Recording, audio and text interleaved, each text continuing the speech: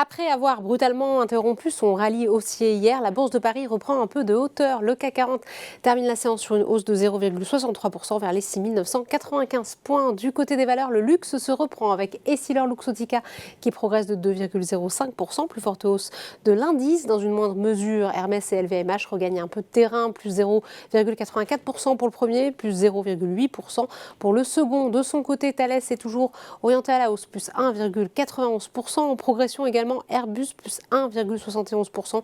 Le constructeur européen est en effet sur le point de remporter une grosse commande de la part d'Air India. Résultat, Safran en profite également, plus 1,73%. À l'inverse, Dassault Systèmes enchaîne une troisième séance de baisse, moins 1,56%.